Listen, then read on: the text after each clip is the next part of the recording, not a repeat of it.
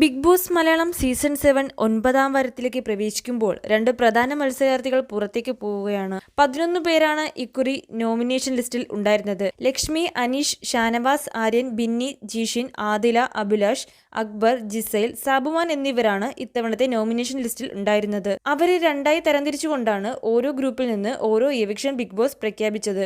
ഒന്ന് സ്പൈക്കുട്ടനിലൂടെ കത്ത് ഹൗസിലേക്ക് എത്തിച്ചും ഒരു ടാസ്കിലൂടെയുമായിരുന്നു ബിഗ് ബോസിന്റെ പ്രഖ്യാപനം.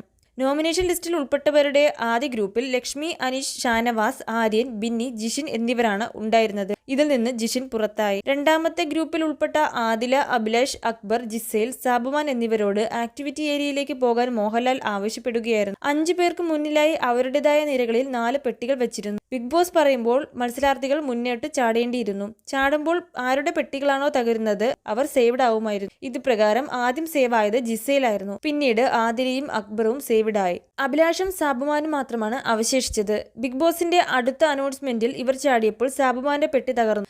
അതേസമയം ഈ സീസണിലെ കരുത്തനായ മത്സരാർത്ഥികളിൽ ഒരാളായ അഭിലാഷിന്റെ പെട്ടി തകർന്നതുമില്ല. അങ്ങനെ പുറത്താകുന്നത് അഭിലാഷ് ആണെന്ന് ഉറപ്പിച്ചു. അതേസമയം അഭിലാഷിന്റെ പുറത്താവൽ സഹ മത്സരാർത്ഥികളിൽ വലിയ അമ്പരപ്പാണ് സൃഷ്ടിച്ചത്. ആക്ടിവിറ്റി ഏരിയയിലെ മത്സരം കണ്ടുകൊണ്ടിരുന്ന സഹ മത്സരാർത്ഥികളുടെ ഞെട്ടൽ ശബ്ദങ്ങളായി പ്രേക്ഷകരും കേട്ടു. എല്ലാവരോടും വൈകാരികമായി യാത്ര പറഞ്ഞുകൊണ്ടാണ് അഭിലാഷ് ഹൗസിന് പുറത്തേക്ക് നടന്നത്. സഹമത്സരാർത്ഥികളിൽ അഭിലാഷിന്റെ പുറത്താവലിൽ ഏറ്റവും സങ്കടപ്പെട്ടത് ഒനിയിലായിരുന്നു. എന്നാൽ ഒരു മത്സരാർത്ഥി എന്ന നിലയിൽ അഭിലാഷ് തന്റെ കഴിവ് പൂർണ്ണമായും വിനിയോഗിക്കുന്നില്ലെന്ന് സമൂഹ മാധ്യമങ്ങളിൽ ഏതാനും വാരങ്ങളിൽ ചർച്ചകൾ ഉണ്ടായിരുന്നു. പുറത്തായെങ്കിലും 8 ആഴ്ചകൾ ബിഗ് ബോസിൽ നിൽക്കാനായി എന്നത് അഭിലാഷിനെ സംബന്ധിച്ച് നേട്ടമാണ്. ഇതുപോലുള്ള കൂടുതൽ ബിഗ് ബോസ് അപ്ഡേറ്റുകൾക്കായി ഈ ചാനൽ മറക്കാതെ സബ്സ്ക്രൈബ് ചെയ്യൂ.